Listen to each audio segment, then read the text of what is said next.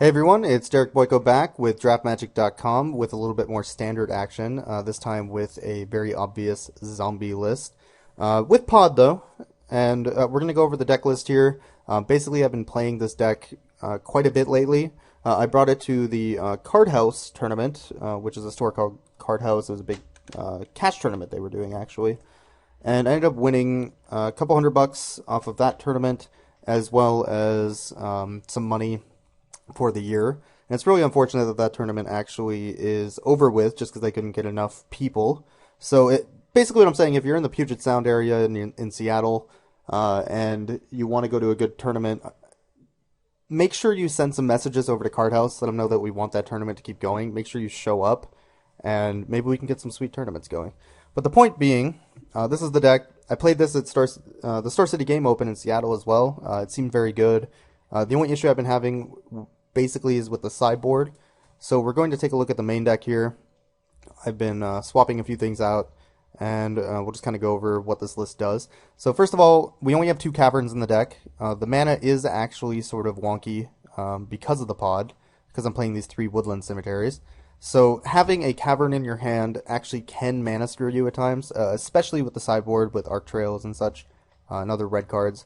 So right now I'm trying just 2 Cavern. I was considering playing 3, one in the sideboard maybe even, just so I can side into an extra land if I need to. And it is a very good card, but I don't think it's a 4 of. I'm not 100% sure if it's a 3 of, so we're trying 2 now. We have obviously all the dual lands, 3 Woodland Cemeteries just so we can cast and use Birthing Pod without having to use the life, which is totally relevant at times.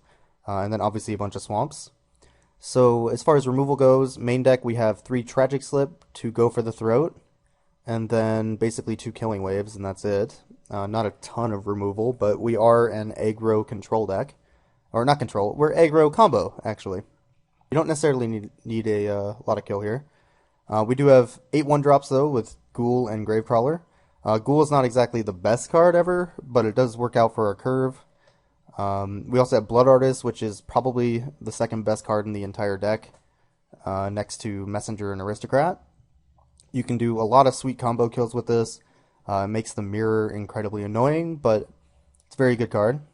We have 3 Highborn Ghoul, the little Highborn Ghoul that could. Not exactly the best zombie, it's very, very vanilla, but I have been really impressed with this guy, especially against Lingering Souls. Just a good way to keep pushing through damage, even through their chump blockers. So it could be a lot worse. I have swapped out one of the Highborn Ghouls for a Gloom Surgeon. You really want this card against the mirror match because it lets you chump without having to kill your guys. It also attacks very well into their guys, and it's very good against red-green if they don't have burn anyway at the time, since it blocks the Strangleroot guys very well. We also have Messenger, which is probably the 3rd best card in the deck. And I would actually say Aristocrat is the best card in the deck, but these are basically the main reasons to be playing this deck. These are some very powerful cards that do very powerful things. Next we have our combo, or our smoothing card, which is Birthing Pod. Lets you go Highborn Ghoul into Messenger, Messenger into Messenger, Messenger into Messenger, Messenger into Messenger, into Aristocrat, into Conscripts, which is very, very powerful. Just creating a bunch of Messengers is really hard for most decks to deal with. Sometimes you do side this out, especially against decks like Delver, or at least I have been, just because I find wasting a turn to cast Birthing Pod, wasting 4 to 6 life to actually use it in a game against Delver is generally not what I want to be doing. So this is usually what I take out first, but against most other decks it is very good. And sometimes you can even outplay the mirror if they don't have the pod, just because you can get all the messengers that you need. We also have a clone, which is very good. Messenger Aristocrat lets you combo out with your Blood Artists and Messengers just to burn them out. Conscripts is probably the best threaten card they've ever made. Well, maybe not the best they've ever made, but it's very, very, very good. Stealing their Gideon and killing them with it, stealing their Consecrated Sphinx and killing them with it, stealing pretty much anything, even just untapping Birthing Pod and getting like another Aristocrat, does a ton of things, and it's very good in this deck.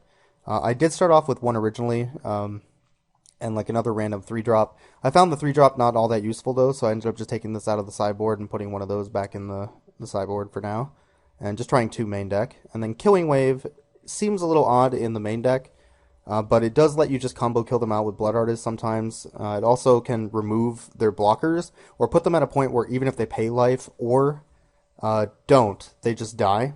And it's a very strong card, very hard to play. It's mostly a lot of math involved with it, but if you can do the math, it's a very, very strong card.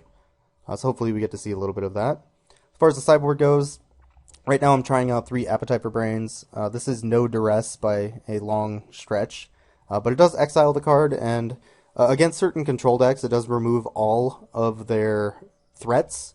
So, I mean, obviously you don't get their counterspells, but you get to remove their threat, and then it just gives you more time to kill them.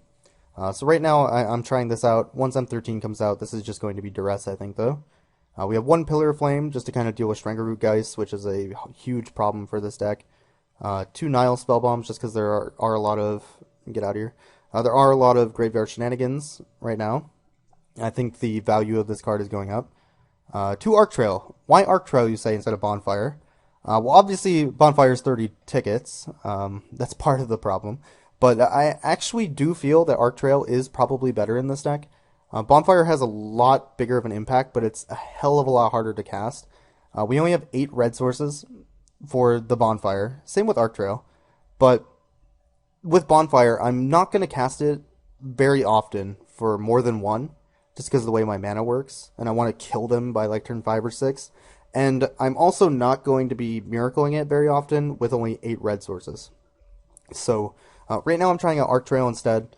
It still kills 2 guys. It's a little bit better in the mirror, because you can kill their 2 Blood Artists or whatever, without having to wait. It is 1 mana cheaper too than the Bonfire. So it's something I'm trying. I might want more red sources if I'm doing this, but it's been okay so far. Next we have 3 Liliana, which are basically in there for the control matches, as well as very good against Delver, particularly the Mage Blade version, since they just slam their Geist or their Invisible Stalker and you just eat it. And then they also have a Liliana to deal with at that point. Then we have Manic Vandal, just a good pod target to get rid of random swords and such. Pyreheart Wolf. Why Pyreheart Wolf? That is a very good question. I actually don't have an answer. It's basically just something I was trying out. I originally had 2 Manic Vandals, but I found them to be not very good. So I wanted to try something else in that spot, and instead I removed both of them from my deck. Just a second here. Let's put those back. So 1 sideboard, and then... So yeah, the reason why I have a Pyreheart Wolf is basically against Lingering Souls, and against other decks that have a bunch of chump blockers. It's a good way for me to push through damage without actually having to burn them. And it is also a good pod target, so if I can cast it early, I can pod it away into like an Aristocrat and just start bashing them. And it's pretty interesting effect. This card would be a lot better if it was hasty, obviously. But, I mean, chumping their Strangleroot Geist against the red-green deck and then just bashing in for enough to kill them is almost good enough. So we're trying this out. The last card is Sever the Bloodline. These were originally Ratchet Bombs, which they might still want to be. I did play Ratchet Bomb in both of my big tournaments, and I found it to be kind of didn't really do anything. It didn't really do enough of what I wanted it to. On Moto, you basically want it just to kill tokens, but it also does give me a little bit of reach that I normally wouldn't have with enchantments, so I can kill O-rings and such. I just found I didn't really have the time. It's sort of good against Huntmaster, but yeah. I just wanted something that I could deal with bigger creatures if I needed to, and also still deal with tokens. So we're trying the Sever right now. This may or may not stay in the deck. It seems sort of mediocre, but we'll give it a try. So anyway, I'm going to jump in a couple 2-mans here. We'll see how the deck goes, and I will see you in the first of those 2-mans.